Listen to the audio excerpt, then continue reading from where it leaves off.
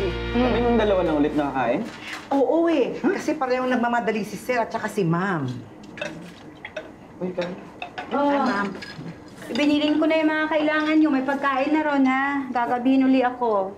Apo, Nay. Elsa, nakita mo ba yung ano ko? Yung relo ko na gold na Rolex? Malay ko. Saan mo ba nilalagay yung mga relo mo? Di kahapon dapat susuot ko pero nagbago yung isip ko eh. Hindi ko maalala kung saan ko na ilagay. Wala ba kayo nakita dito? Eh, wala lang, po, Sir. Tay. Talaga? Saan kaya napunta yun? Tay, gusto niyo hanapin ko muna? Hindi na. Nagmamadali ako. Ay, di ba sa BGC yung lakad mo? Yung meeting ko malapit lang doon. Sumusumabay ka na sa akin. Hindi. Mamadali ka eh. Ihatid ako ni Robert. Sige na, mauna ka na. Hindi. Sasabay na lang kita. Hindi nga. Okay na nga ako. Mauna ka na. Alis na ako. Mauna na raw ako. Siya nauna. Day, Oh. galit po ba sa inyo si nanay?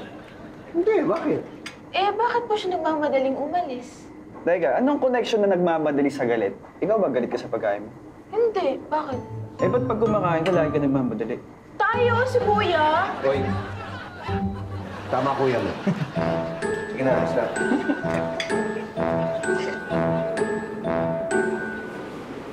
Pitch, kape muna tayo.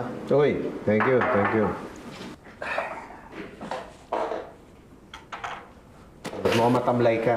Hindi pa kami nagkakayos ni Janice eh. Pwede, isang araw pa yan, hindi pa patapos yan. Hindi pa eh. Suyuin mo kasi. Lahat ng pagsuyo ginawa ko na wala pa rin nangyayari. Pwede ano, surpresahin mo. Paano? Surpresahin mo, padalan mo ng bulaklak o kaya pagkain. Kung ano yung paborito niya pagkain niya, padala mo. Ba mukhang okay yan ah. Susubukan ko yan. Oo nga, si Elsa nga, parang gusto ko rin padala. Nag-away kayo? Hindi, pero ewan ko, parang biglang nanlamig. Alam mo yun, parang may sama ng loob. Tinanong mo. Hindi eh, bihira rin kami magkita sa bahay eh. Hindi kami nakakausap eh.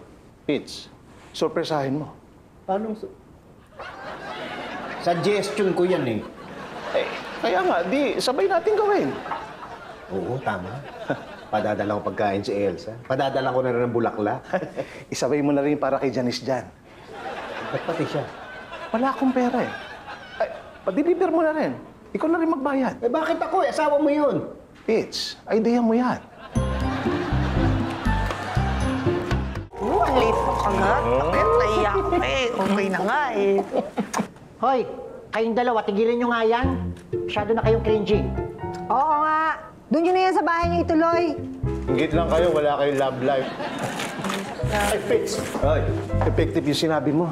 Binigyan ko ng bulaklak tsaka pagkain si Janice. Okay na kami. Tuwan-tuwa nga doon sa bulaklak eh. Sa bulaklak lang? Eh, paano yung pagkain? Ay, sa akin yun. Be,